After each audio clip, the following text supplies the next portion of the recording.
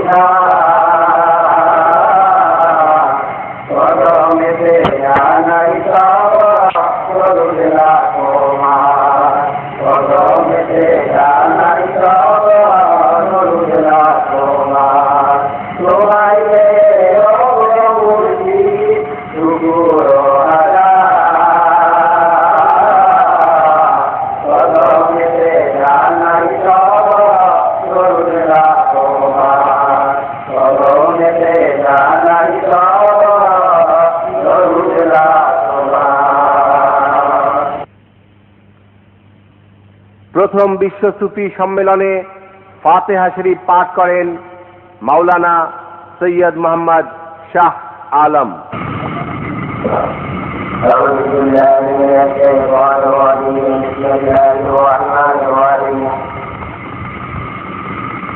أستغفر الله ربي من كل ذنب وأتوب إليه. أستغفر الله ربي من كل ذنب وأتوب إليه. أستغفر الله ربي من كل ذنب وأتوب إليه. أستغفر الله ربي من كل ذنب وأتوب إليه. أستغفر الله ربي من كل ذنب وأتوب إليه. أستغفر الله ربي من كل ذنب وأتوب إليه. أستغفر الله ربي من كل ذنب وأتوب إليه. بسم الله الرحمن الرحيم. الحمد لله رب العالمين الرحمن الرحيم مالك يوم الدين. إياك نعبد وإياك نستعين. اهدنا الصراط المستقيم صراط الذين أنعمت عليهم غير المغضوب عليهم ولا الضالين. آمين. بسم الله الرحمن الرحيم. الحمد لله رب العالمين الرحمن الرحيم مالك الصراط المستقيم صراط الذين أنعمت عليهم غير المغضوب عليهم ولا الضالين. পহেলা March বুধবার বেলা 3টায় দেওয়ানবাগ শরীফের বাবে জান্নাতের সবুজ শ্যামলিমায় প্রাঙ্গণে অনুষ্ঠিত হয় বিশ্ব সুফি সম্মেলনের উদ্বোধনী অনুষ্ঠান।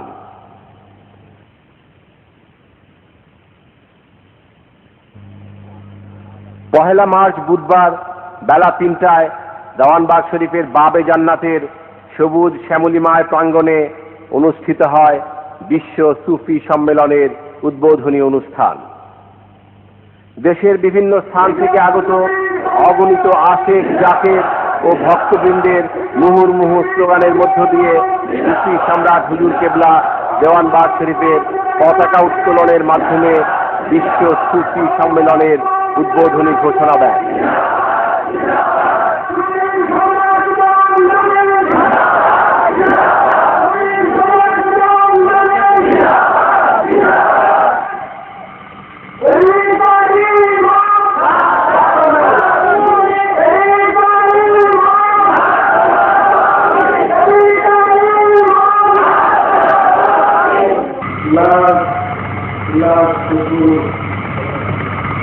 মহান আল্লাহ যিনি দয়া করে গোলামকে ইমাম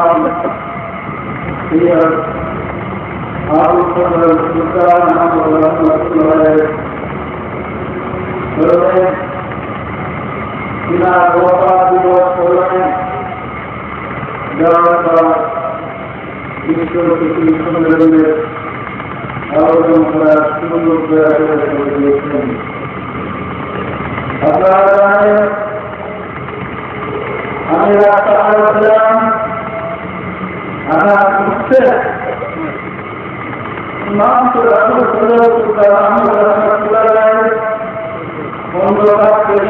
আমাকে আরো রাস্তায়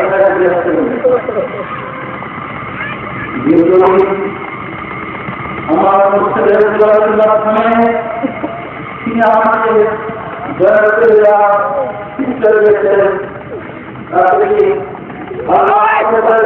বলেছেন আমরা উপলব্ধি করেছি। আর ইসলামের ঐতিহ্য সর্বছিল। ইসলাম ছিল বাস্তব, তারপর ইসলাম ছিল না।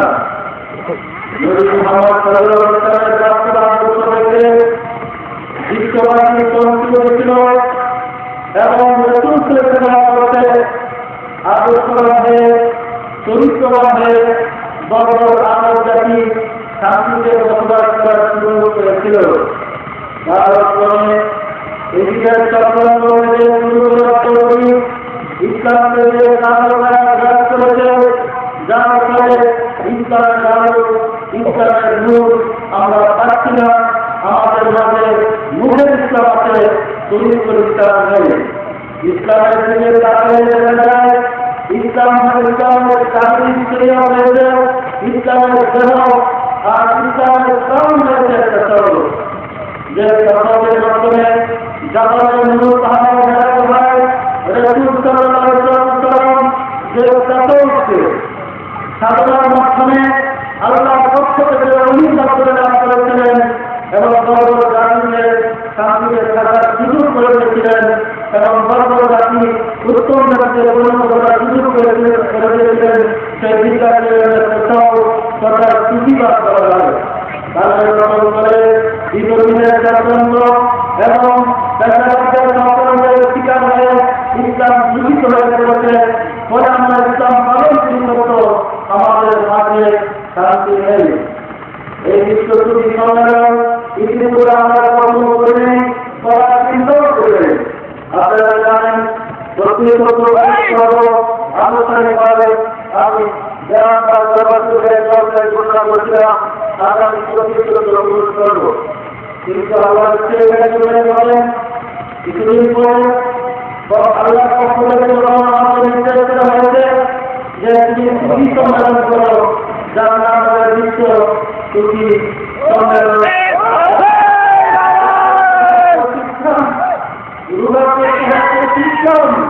যেদিকে টাকা উচ্চারণ নামে অত্যাচার, যেদিকে টাকা উচ্চারণ নামে ব্যবচার, যেদিকে টাকা উচ্চারণ মুহূর্ত হয়েছে। সত্যিকার শান্তি, সত্যিকার শান্তি মানুষ শান্তি চায়, কিন্তু পাচ্ছে না। ইসলামের প্রাণ কত সেই সত্য যখন বাকিকে ফিরে ধরার উদ্দেশ্যে আল্লাহ বিশেষ করে আমার মধ্যে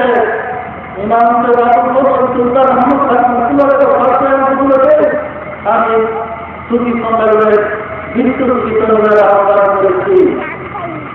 আমার বিশেষ সময় সমবেত হয়েছেন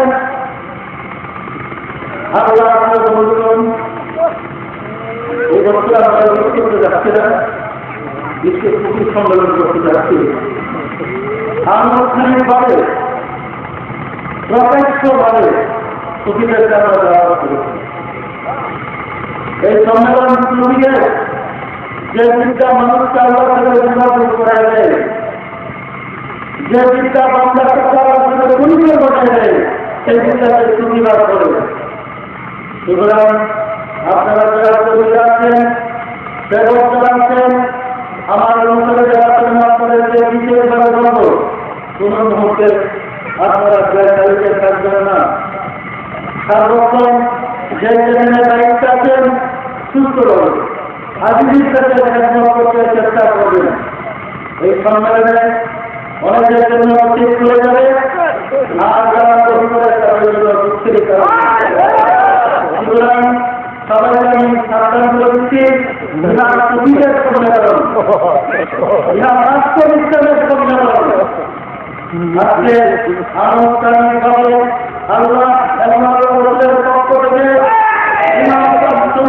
হাসপাতালের পক্ষ থেকে বিশ্ব সুখী সম্মেলন 89 আনুষ্ঠানিক ঘোষণা করছি। আমাদের যে তৌফিক দেন, আমরা যেন এই সম্মেলনে গোলামীর মাধ্যমে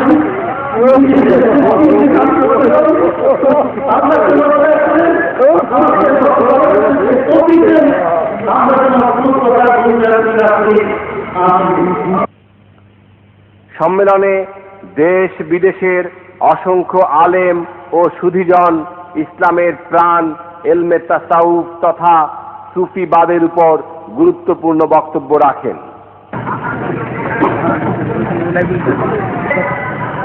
বিশ্ব সুফি সম্মেলন উপলক্ষে বিদেশ থেকে যে ভাইরা আগমন করেছেন, আমরা আগে বলে জানিয়ে দিয়েছি, আদর্শ বিশ্বের সমস্ত ছড়িয়ে পড়েছে। শুধু বাংলাদেশ নয়, আমাদের German, Japan, America, London, Saudi Arab, Kuwait, Syria, Lebanon, Morshed চৌধুরীর ডাক ছড়িয়ে পড়েছে।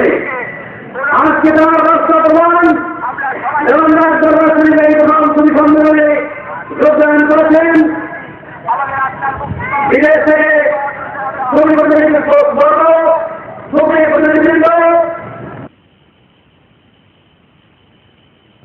সম্মেলনে বক্তব্য রাখেন ভারত থেকে আগত মোহাম্মদ শরীফ। মাফ করবেন, আমার বসে বলা একটু অসুবিধা আছে। এই হচ্ছে উলিয়াউল্লাহ খাস, যারা তার সন্নিধে আসেননি আমার এই হুজুরকে। এরপর বক্তব্য রাখেন ভারত থেকে আগত জনাব মোহাম্মদ আফজাল। मैं भी यहाँ आया और अपने साथ लोगों को यहाँ लाया, जिसकी एक बड़ी कहानी। यहाँ आने से एक बार कौन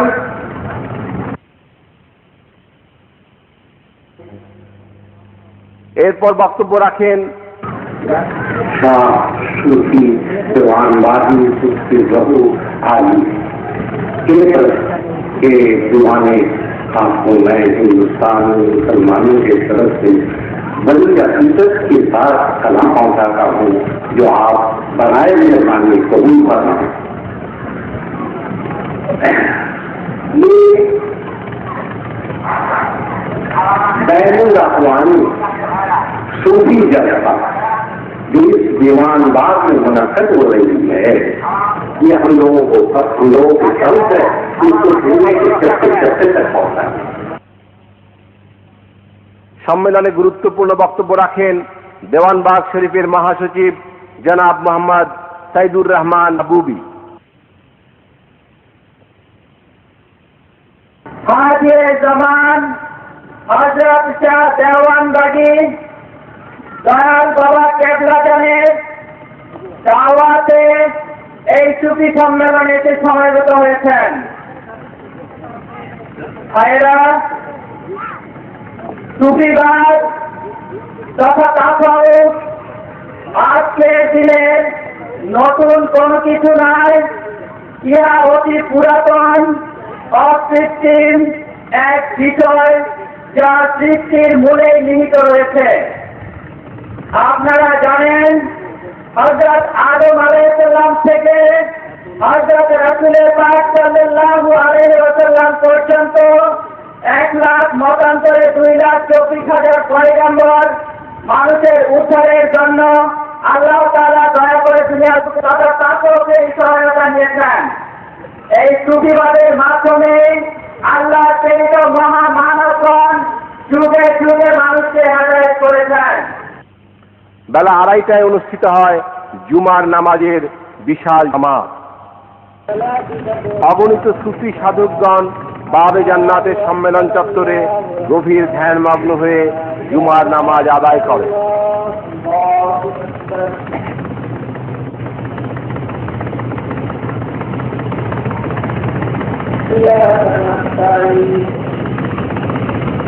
الصراط المستقيم صراط الذين أنعمت عليهم غير المغضوب عليهم ولا الضالين.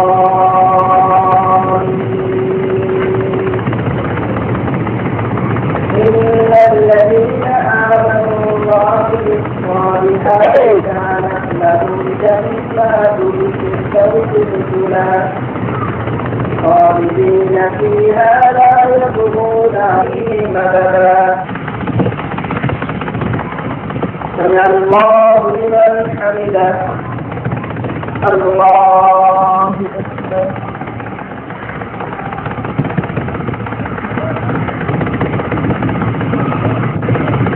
الله أكبر. الله أكبر.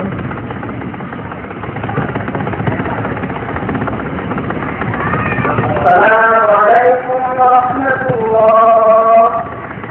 السلام عليكم ورحمة الله.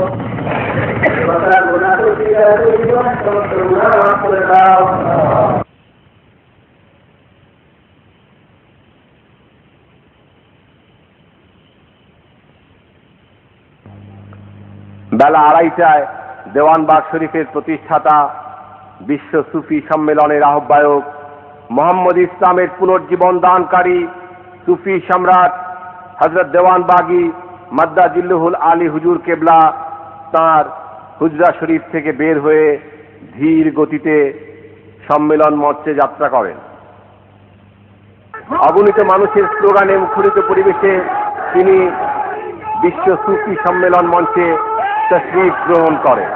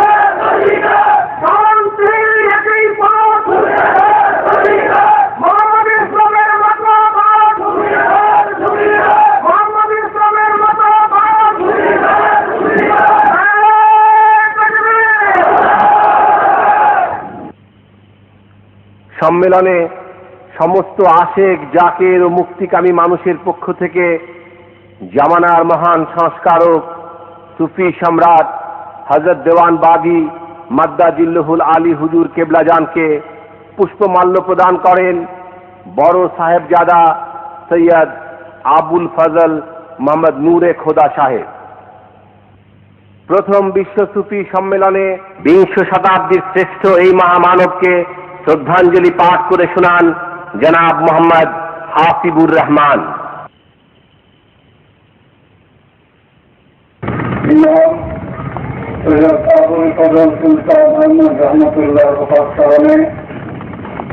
দেওয়ানবাগ পাক দরবার শরীফে অনুষ্ঠিত 3 দিন ব্যাপী প্রথম বিশ্ব সুফি সম্মেলনে সুফি সম্রাট আমিরে তরিকত হাজিয়ে জামান হযরত মাওলানা মাহবুবে খোদা দেওয়ানবাগী মাদ্দাজিল্লুহুল আলী হুজুর কেবলাজান সাহেবের পরস্ময় কদম মোবারকে অহম নালায়েক ও গুনাহগারদের শ্রদ্ধাঞ্জলি। সুফিদের সম্রাট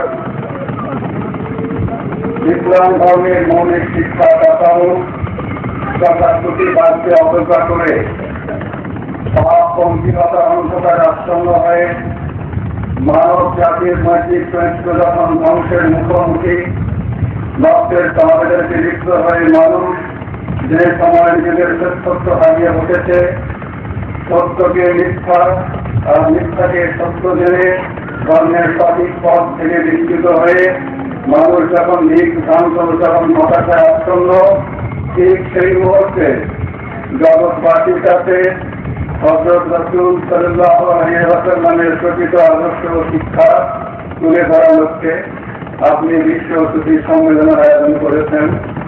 সেজন্য আপনাকে শ্রদ্ধা ও কৃতজ্ঞতা জানানোর ভাষা জগৎবাসীর নেই।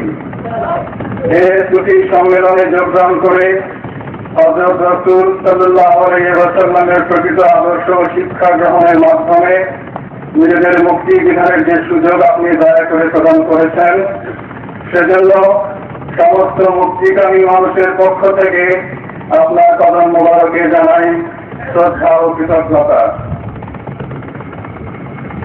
এই সুফিবাদের পুনরুজ্জীবন দানকারী, যে সুফিবাদের আদর্শ প্রচার করে আজ থেকে 1000 বছর আগে বিশ্বনবী হযরত মুহাম্মদ সাল্লাল্লাহু আলাইহি ওয়াসাল্লাম বর্বর আরব জাতিকে একটি সুযোগ্য জাতিতে পরিণত করে পাপপন্থীলতার আধারে নিমজ্জিত বিশ্ববাসীকে আলোর পথের সন্ধান দিয়েছিলেন, সেই সুফিবাদ তার ওফাতের পর খোলাফায়ে রাশিদুনের যুগ পর্যন্ত অব্যাহত ছিল। ইসলামের সেই সুফিবাদ এজিদের চক্রান্তে অস্তমিত হয়ে যায়। এজিদের শাসনামল থেকে শোষিত, নির্যাতিত, লাঞ্ছিত হয়ে আসছে। পরবর্তীতে যুগে যুগে যখনই সুফিগণ তাদের আদর্শ প্রচার করতে উদ্যোগী হয়েছেন, তখনই তারা হয়েছেন স্বাস্থ্যান্বেষী মহলে দ্বারা লাঞ্ছিত ও অপমানিত। 1400 বছরের দীর্ঘ সময়ে প্রতিবাদ শত সন্ধ্যার মধ্য দিয়ে টিকে থাকলেও কিছুকাল পূর্ব পর্যন্ত এর অবস্থা ছিল প্রায় নিষ্প্রভ। আপনি নিজ প্রচেষ্টায় প্রতিবাদকে জগতে পুনরুজ্জীবিত করে তুলেছেন। আপনার পৃষ্ঠপোষকতায় বর্তমান যুগের প্রতিগণ এই আদর্শ প্রচারের জন্য নবপ্রেরণা লাভ করেছেন। সেজন্য আপনার কাছে সমগ্র মানব সমাজ চিরঋণী। এই কথা জগতের মহান নেতা, ইসলামের প্রাণগুলো প্রতিবাদ, প্রাণ জীবনে দেহ যেমন মূল্যহীন, প্রতিবাদ তথা জীবনে ইসলামও যেমন মূল্যহীন। জগৎ শ্রেষ্ঠ ছবি হযরত মুহাম্মদ সাল্লাল্লাহু আলাইহি ওয়াসাল্লামের ইন্তেকালের পর এটিদের স্থাপনা আমল থেকে তাদের উপরে বিরক্তি শুরু হয়। পাপ সংক্রান্ত জগদরিদ্র বর্তমান সময়ে যখন ছবিদের আদর্শ প্রচারের প্রয়োজন দেখা দিল, তখন আল্লাহ তাআলা দয়া করে আপনার মতো একজন মহামানবকে তার মনোনীত ধর্মের নেতৃত্বে অধিষ্ঠিত করেছেন। আমাদের সৌভাগ্য, আল্লাহ তাআলা বিশ্ববাসীর পথ নির্দেশনের দায়িত্ব আপনার মতো যোগ্যতম ব্যক্তির উপর অর্পণ করেছেন। তার কাছে আমাদের প্রার্থনা, জগৎবাসী যেন আপনার পরিচয় লাভ করে আপনার আদর্শ ও তরিকা অনুসরণের মাধ্যমে নিজেদের মুক্তির ব্যবস্থা করতে পারে, সেই তৌফিক তিনি যেন দান করেন। এই মহান সংস্কারক হযরত রাসূল সাল্লাল্লাহু আলাইহি ওয়াসাল্লামের ওফাতের পর, বিশেষ করে খোলাফায়ে রাশিদিনের যুগের শেষে ইসলামের প্রতি আদর্শ বিরোধী মতের অনুপ্রবেশ হতে থাকে। ফলে আর ধর্মের মূল শিক্ষা পূর্ণভাবে হারিয়ে যেতে পেরেছে। বিভিন্ন দল ও মতের হিংস্র হানাহানিতে ইসলাম ধর্ম কান্ডারিবিহীনকরণের মতো দিক ভ্রান্ত। আপনার আগমন জগৎবাসীকে দিয়েছে সঠিক দিগদর্শন। সেটা সমস্যা সমাধানের মাধ্যমে আপনি তুলে ধরেছেন প্রকৃত ইসলাম ও মুক্তির পথ কোনটি। মোহাম্মদ ইসলামের রাষ্ট্রীয় রূপ ধরা পড়েছে আপনার আদর্শে ও আপনার নির্দেশনায় লিখিত পুস্তকাবলীতে। ধর্মের নামে ভণ্ডামি আর ধোঁকাবাজিতে মানুষ যে মুহূর্তে ধর্মের উপর বিশ্বাস হারাতে বসেছে, সে মুহূর্তে ধর্মের সঠিক ব্যাখ্যা বিশ্লেষণ দানের মাধ্যমে ধর্মের প্রকৃত রূপ জগৎবাসীর নিকট তুলে ধরে আপনি রাসূল সাল্লাল্লাহু আলাইহি ওয়াসাল্লামের প্রতিষ্ঠিত মহান সংস্কারকের স্থান বিচার করেছেন। আমরা যেন ধর্মের সঠিক পথে নিজেদের পরিচালিত করতে পারি, আপনার মাধ্যমে আল্লাহর কাছে সেই রহমত ভিক্ষা চাই। সেই জগৎ দরদি আমরা অসম কাঙ্গাল মূর্খের দল। আল্লাহ নবীকে কিভাবে সম্মান করতে হয় এবং কিভাবে তাদের গোলামি করতে হয়, সে জ্ঞান ও বুদ্ধি আমাদের নেই। আমাদের মতো নায়কদের এমন কোনো যোগ্যতা নেই যে ছবিদের সম্মেলনের খেদমত করতে পারি। বিশ্বের ছবিদের মহাশিক সম্মেলনের কৃত আমাদের সকল ভুল জ্ঞানী আপনি দয়া করে ক্ষমা করে দিন। সম্মেলনের পূর্ণ উপায়ে বরকত রহমত দান করে আমাদের সকলকে ত্রুটি করে আদর্শবান হওয়ার তৌফিক দান করুন।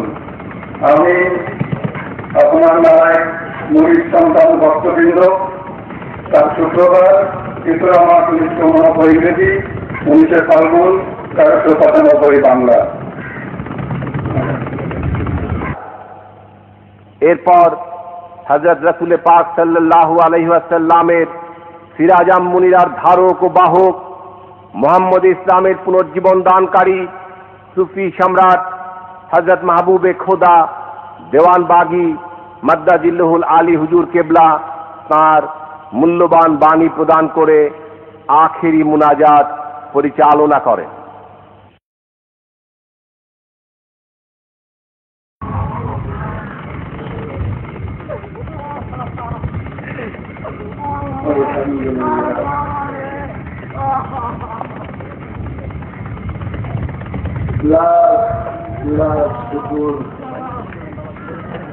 সেই মহান আল্লাহ যিনি দয়া করে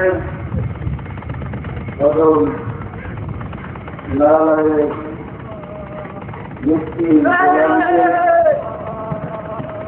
বিশ্ব সুফি সম্মেলন আহ্বান করার জন্য নির্দেশ দিয়েছিলেন এবং বিশ্ব সুফি সম্মেলন অনুষ্ঠান এই মহান অনুষ্ঠানে অংশগ্রহণ করার সুযোগ দয়া করে নারায়ণকে দান করেছেন।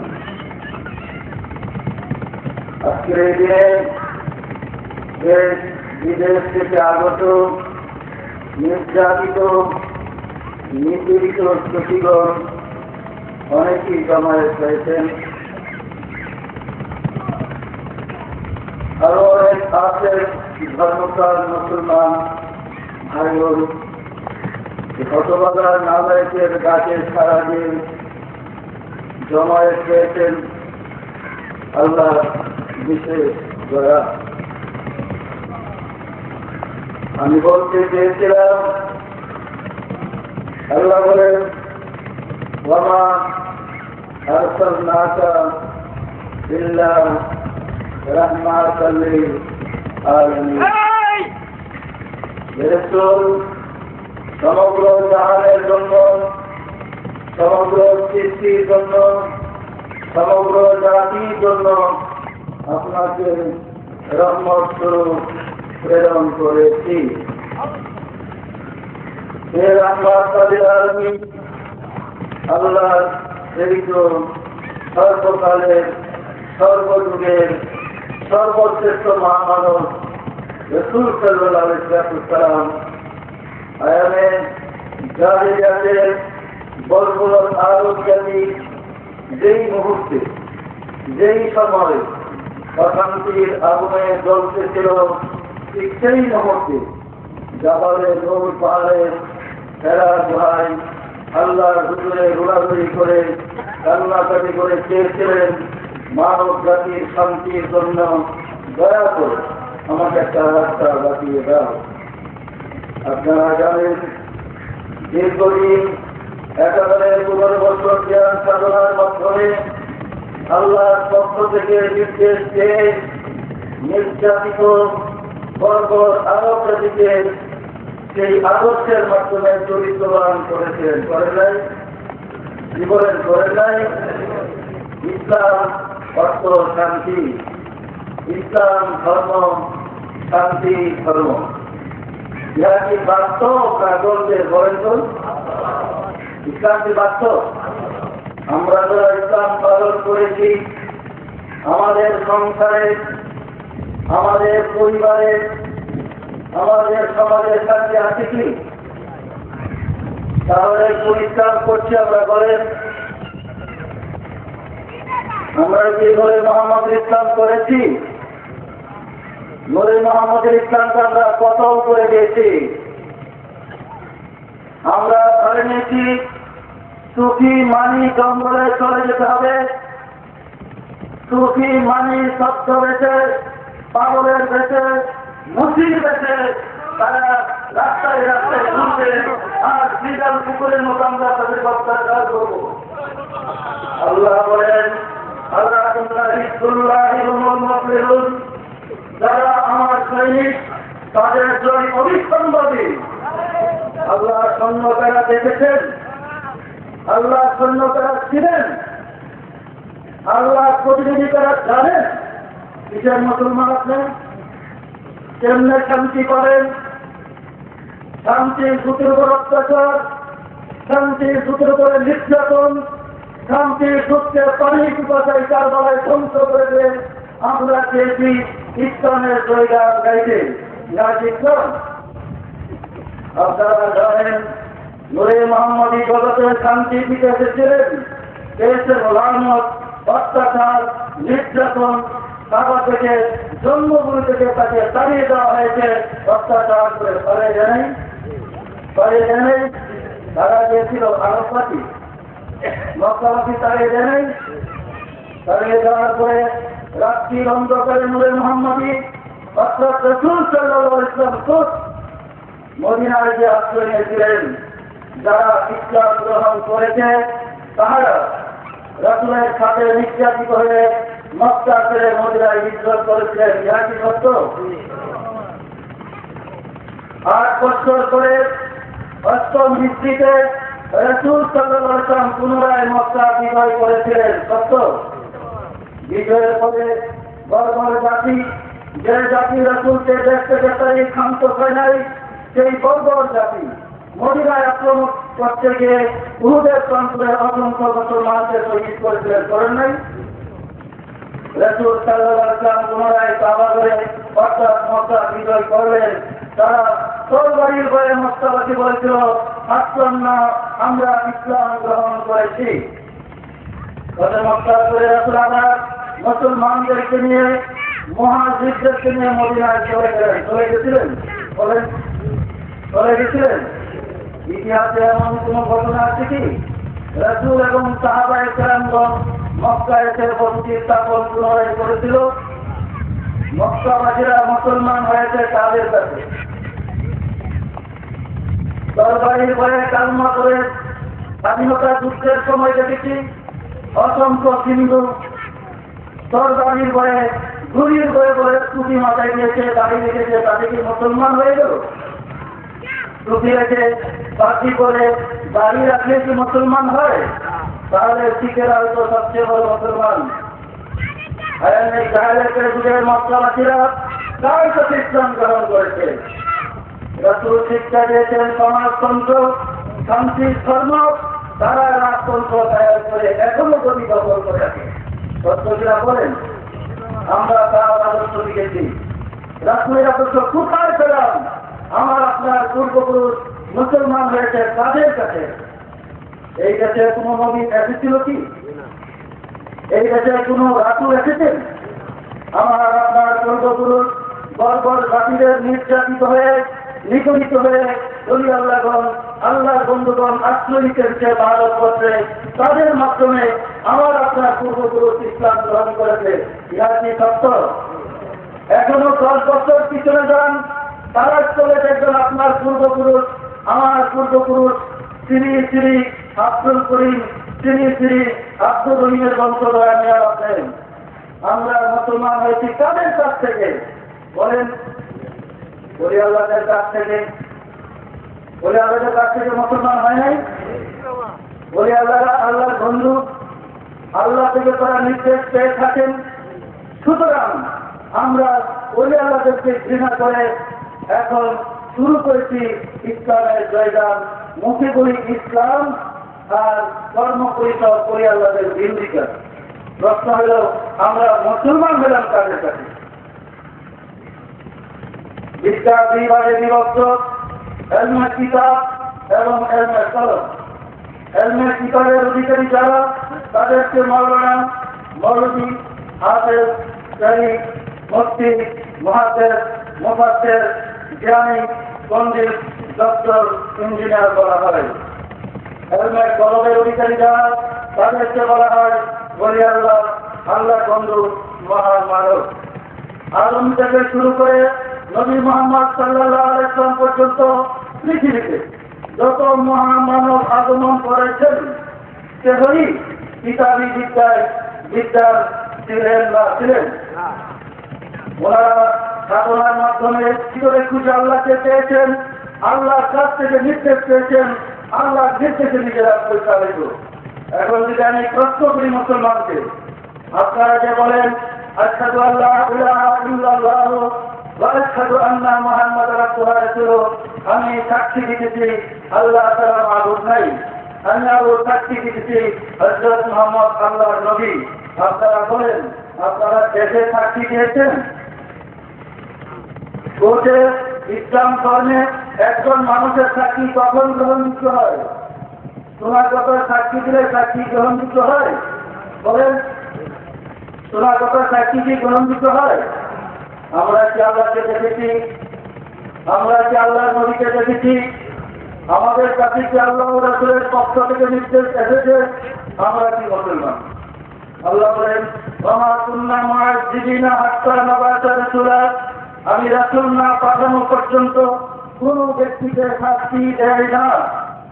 وما كنا معذبين حتى نبعث رسولا তারপরে আপনাকে স্তরে করতে হবে, যে স্তরে করতে আল্লাহ করে আপনার যোগাযোগ হবে, আল্লাহর পক্ষ থেকে নির্দেশ পাবেন। আমি বলতে চাচ্ছি আল্লাহর সাথে বন্দার সাথে যোগাযোগের তিনটা লাইন আছে। তিনটার একটা হচ্ছে আপনি মামলা নন, আপনি দিন হন। এক নম্বর আল্লাহর পক্ষ থেকে আপনার বিজয়ের নির্দেশ আসবে, যাকে এই যুগে বলা হয় এলহাম বা সপ্তাহের। দুই নম্বর সৃষ্টির মাধ্যমে আল্লাহকে দর্শন করে তার পক্ষ থেকে নির্দেশ পাবেন।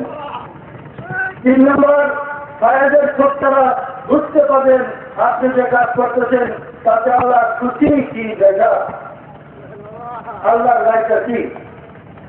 আমরা যত কাজকর্ম করি সব নগদে পেয়ে যাই, নগদ পাই না? লাভ নগদে পেতেছেন, চাকরি করে মাসের শেষে আপনাকে মাইনা দেওয়া হচ্ছে। আল্লাহ কি আমার আপনার মহাজনের চেয়ে, আমি আপনার যেখানে চাকরি করি তার চেয়ে অভাবী? তার দ্বারা কোনো বাকি? আমি স্পষ্ট বলতে চাচ্ছি বাকিটা বাকি।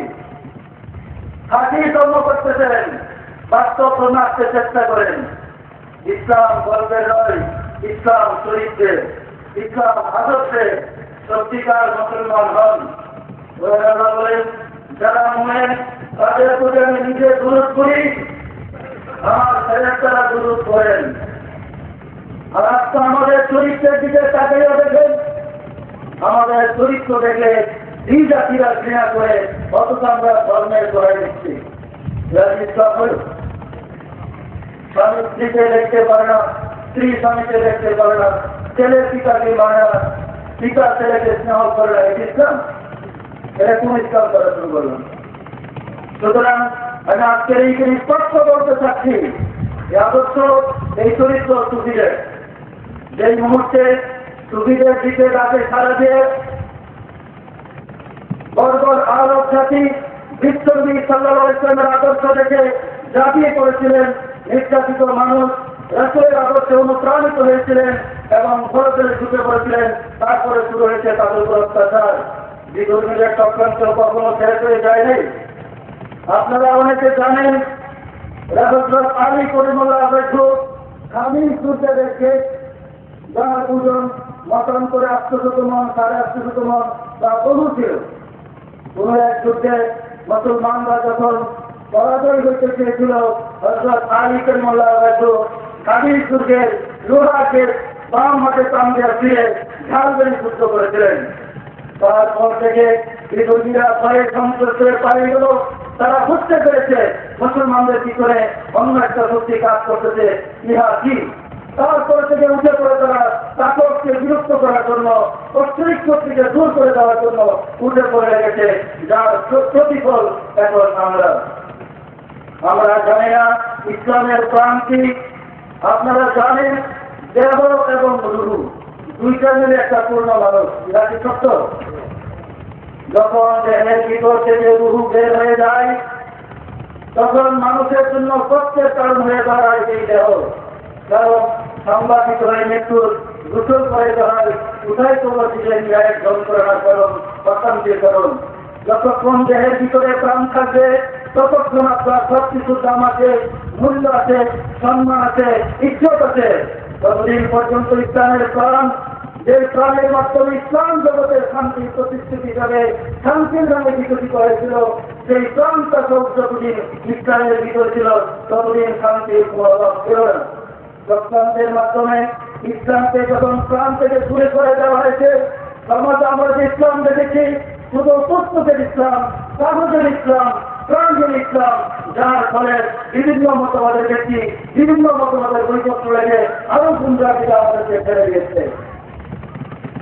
বাস্তব ইসলাম থেকে আমরা বহু দূরে সরে পড়েছি। মনে করে কাগজের মধ্যে লেখা আগুন, এই আগুন দিয়ে খাবার পাঠানো যায়, এই প্রজ্বলিত আগুন আর কাগজের লেখা আগুন এক আগুন।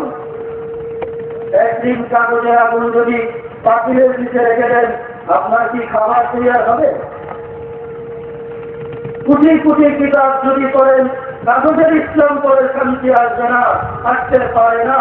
শান্তির ইসলাম পেতে চলে আমার আপনার পূর্বপুরুষ যে সুফিবাদ গ্রহণ করে উত্তম চরিত্রের অধিকারী হয়েছিলেন, সেই চরিত্রকে ধরে তাহলে মুসলমান যাদের মুক্তি হবে না।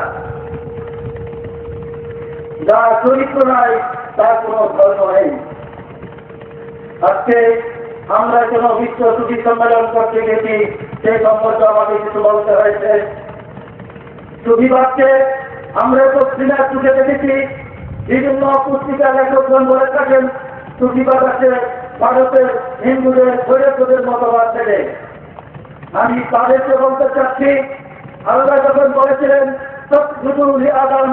আদমকে সৃষ্টি করার পরে নাফাসতু ফীহি মিন রূহ, আমার রূহ থেকে রূহ আদমের ভিতরে ঢুকে দিলাম। এই কথা বলার পরে ফেরেশতাদের সামনে আদমকে দাঁড়া করে আল্লাহ বলে দিয়েছিলেন, আদম, এই ফেরেশতারা আদমকে সেজদা করো বলেছিলেন। ইহা কি কোরআনের কথা? কি বলেন? বলেছিলেন আদমকে সেজদা করতে। আল্লাহ আদমকে সেজদা করতে হুকুম দিয়ে আল্লাহ কোথায় গেলেন? যদি ধরে না হয় আল্লাহ ফাঁকে ধরেছিলেন, বিশ্বাস করেন আল্লাহ আপনাদেরকে সিঁড়িটি দিতে গেছে। খুঁজে বার করেন আল্লাহকে তৈরিতে আনতে গেলে, এক করতে গেলে তার ধরে দিবে। সুতরাং সুফিবাদকে ধরেন, সুফিরা খুঁজে পেয়েছে আল্লাহ আদমকে চেষ্টা করতে হুকুম দিয়ে আল্লাহ নিজে আদমের ভিতরে ঢুকে গিয়েছে। আল্লাহ আদমের ভিতরে ঢুকিয়ে বলেছে, নাফাসতু ফীহি মিন রূহ, আমার রূহ তোমার ভিতরে ঢুকাই দিলাম। আদমের ভিতরে আল্লাহর প্রাণ যখন আদম থেকে বেরিয়ে যায়, আল্লাহর সত্তা যখন মানুষের ভিতর থেকে বের হয়ে চলে যায়, সে মানুষ হয়ে যায় লাশ, তাকে বলে মৃত। আল্লাহর প্রাণ মানুষের ভিতরে বিশ্বাস করে। কিতাব পড়েছি, আমার মধ্যে ইমাম সৈয়দ আবুল ফজল সুলতান গোলামি করে দীর্ঘদিন ওনার দরবারে গোলামির মাধ্যমে আল্লাহকে দেখেছি, আল্লাহকে চিনেছি, আল্লাহ কথা বলছেন। আল্লাহ বলেন, ওফি আনফুসিকুম আফালা তুবসিরুন, তোমার ভিতরে আমি বিরাজ করি, তুমি কি আমাকে দেখো না? তোমার ভিতরে আমি বিরাজ করি, তুমি কি আমাকে দেখো না? আল্লাহ কি মিথ্যা কথা বলে আপনার হাতে? আল্লাহ বলেন, ইন্না লিল্লাহি ওয়া ইন্না ইলাইহি রাজিউন, আমরা তোমার থেকে প্রত্যাবর্তন করেছি, আবার তোমাকে প্রত্যাবর্তন করিব। তোমার থেকে এসেছি, আবার তোমাকে বিলীন হয়ে যাব। মিনহা খালাকনাকুম ওয়া ফীহা নুঈদুকুম ওয়া মিনহা নুখরিজুকুম তারাতান উখরা কাইফা তাশকুরুনা বিল্লাহি ওয়া কুনতুম আমওয়াতান ফাআহইয়াকুম সুম্মা ইউমীতুকুম সুম্মা ইউহয়ীকুম সুম্মা ইলাইহি তুরজাউন। বিশ্বাস করেন, সমুদ্রের পানি, কখনো আকাশের মেঘ, কখনো বরফ, কখনো বৃষ্টি, আবার কখনো খালের পানি, কখনো ফিরের পানি, কখনো খোঁজের পানি, কখনো কলসির পানি, সব বিবাদ বিসম্বাদ ফেলিয়ে প্রচার করে দেন, সমাজে প্রমাণ আনেন। আমার কে জোয়ার আছে, সমুদ্রের নাম মিশা পর্যন্ত পানির শান্তি নাই। আল্লাহ সত্তা নফসের ভিতরে ঢুকে, আগুনের ভিতরে ঢুকে বন্দী হয়ে থাকতেছে। আল্লাহর বন্ধুগণ তাদেরকে পাগল হয়ে গেছে। তারা দেখে আল্লাহর সত্তা কিভাবে বললি, যে মানুষ আল্লাহর সত্তাকে নফসের ভিতরে নফসের ঢুকাতে বন্দী করেছে, সেই কাপে কাপের সত্যের অর্থ লুকায়িত সত্তাকে ঢেকে দেওয়া, আল্লাহর সত্তাকে ঢেকে রাখা। যে মানুষ নিজের হৃদয়ের সপ্তম স্তরে আল্লাহর সত্তাকে বন্দী করে রেখেছে, সেই কাপের সেই শয়তানের পরিবার সাধনা করে যে মানুষ আল্লাহর সত্তাকে নিজের মধ্যে জানাইতে পেরেছেন, সে মুমিন, সেই ওলি আল্লাহ, সে ফকিরের চাকরাই, সে পাক্কার গাছ। মানুষ গোলামি করতে আসে নাই। আপনারা জানেন আদমকে সমস্ত ফেরেশতারা চেষ্টা করেছিল, আলিকরা ফেরেশতার পিছনে দৌড়ে। আদম জাতিরা আদমকে ডাকলেন, আমার মতো আদমের করতে নেই। আদম যখন ছিল তার পুত্রীকে কে ছিল? আমরা ছিলাম না? নিজের গতি হারিয়ে শয়তানের দখল ভিতরে গিয়ে আজকে আমরা শয়তান রূপে মুসলিম হিসেবে গিয়েছি। আসুন আমরা সবাই সুবিধের আবশ্যকতা আঁকিয়ে ধরি, বিশ্বাস পরিচালনা করেন আপনার বলেন